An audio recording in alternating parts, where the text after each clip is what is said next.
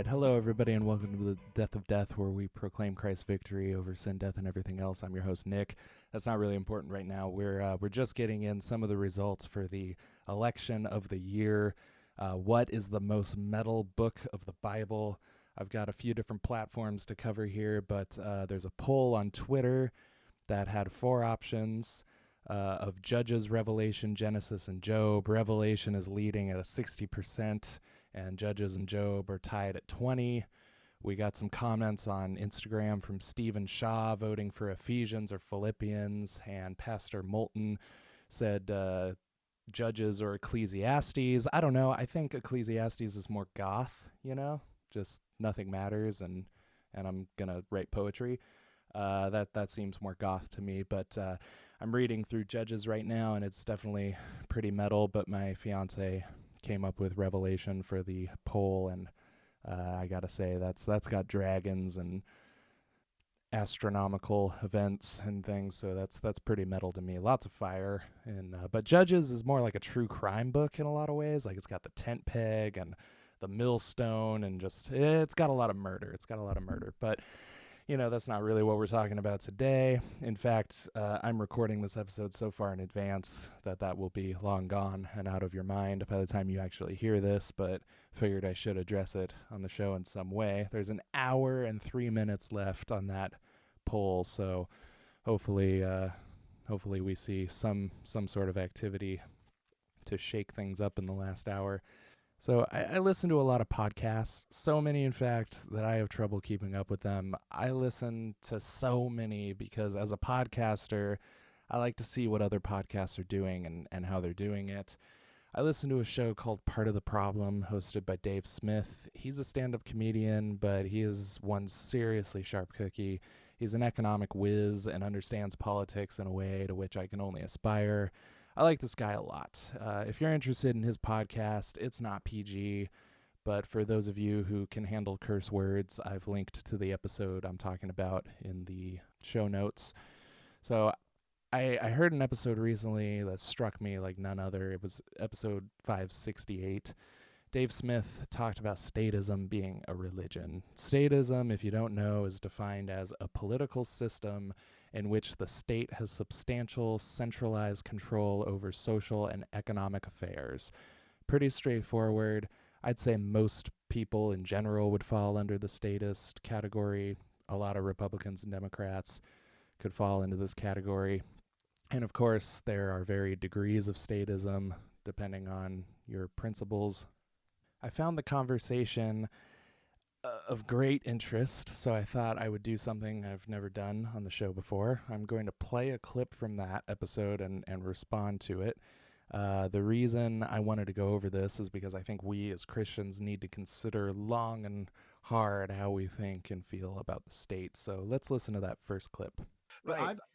I've made the comparison many times on the show, and I'm not the only anarchist to ever do this. I'm far from taking credit for it, but the idea of government as religion. Sure. And there really are striking similarities between the belief in a state and the belief in pick a religion. Starting from the fact that the state doesn't exist, that it's just an idea that we've made up. There is no such thing, literally, physically, as the state. It's just a collective, commonly held belief that doesn't actually exist in reality. Dave Smith recently said he's no longer an atheist, but he affirms in that clip that God is a made-up idea, so I'm not exactly sure where he stands now. I would challenge him to hold all of the views he holds without absolute truth. You can't give up the basis of all logic and reason and go on to make a career out of logic and reason. I should probably do an episode on presuppositionalism and the transcendental argument sometime, because I don't think we have time for it here. But if at some point Dave Smith is listening to this, I just encourage you to keep going. Whatever logic led you to stop being an atheist, follow it all the way. And I agree with Smith, though, that there really is no state without us collectively having faith in the concept.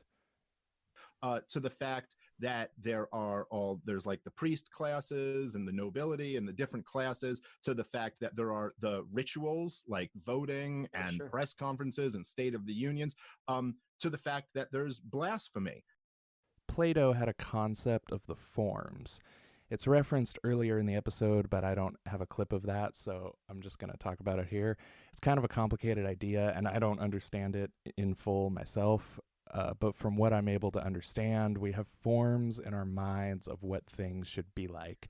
We decide on what's a good friendship and a bad friendship based on a form in our heads of what the perfect friendship is. And the closer a real friendship resembles the form, we decide that's a good friendship. So similarly, I think we as people who have the sensus divinitatis, or the sense of the divine, without realizing it, we all have a sense of God and a limited number of his attributes, and we long for these things. I think the reason we create a religion out of the state is because we have a form in our minds of what a good king is and what a just ruler is, and we try to create those things collectively by putting our faith in this thing called the state. So Plato's concept, and I'll link to a helpful YouTube video in the show notes to explain this, says that when we have an ideal that never seems to pan out and fails over and over again, it might not be because it's too idealistic. It might be that it's not idealistic enough. It's not that the form can't be the reality, it's that we don't have a clear enough vision of the form. It's not that the state is too idealistic to work, it's that we're not idealistic enough of what to expect out of the state. The only altruistic, good, and just ruler is God. Human governments mirror a limited number of his qualities, and they typically don't do it very well. Our unquestioned faith in the state will always fall flat because we mean to be putting that faith in God, and the state is always going to fall short of that. There are things you're not allowed to say and things that you're not. And just like with, religious blasphemy, you're not allowed to kind of question certain things, and you're not. And it seems like a lot of people, a lot of statists, which is a broad word that describes pretty much everybody except me and you and 25 other people. But a lot of them, without realizing, really do have these religious, fundamentalist views. It makes sense for the statists to have this type of faith in the state. This is their only hope. They've put all of their eggs in the state's basket. It's their only hope of the hungry being fed, the homeless finding shelter, and the murderer finding justice. I would question the foundation of the statist worldview before I would ever question them being offended by quote-unquote blasphemy. What I would want to say to Christians in all of this is to be careful which hills you die on. Are you fighting tooth and nail to get the American flag back in the church sanctuary? Are you angry that they don't do the Pledge of Allegiance at schools anymore, or even worse, at church? Why? Really consider why you're so outraged by this. Are you treating this like some sort of blasphemy? I would say, without a doubt, if you're a Christian putting this type of stock in the state or the presidency or whatever it is, let it go. It is misplaced entirely. We played a clip on the show, it might have been last year at some point, of Brooke Baldinger, is that her name, from CNN? She's one of the CNN anchors, and she was saying something, about the sacred, that Donald Trump has disrespected the sacred Oval Office or something like that. And I'm like, wow, you just said it. Like I'm not positive I found the right clip, but I think I did find the one he was referring to, so I'll play it right now.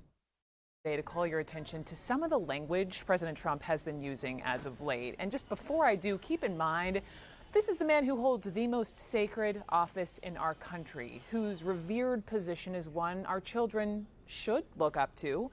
Sacred and revered. There it is.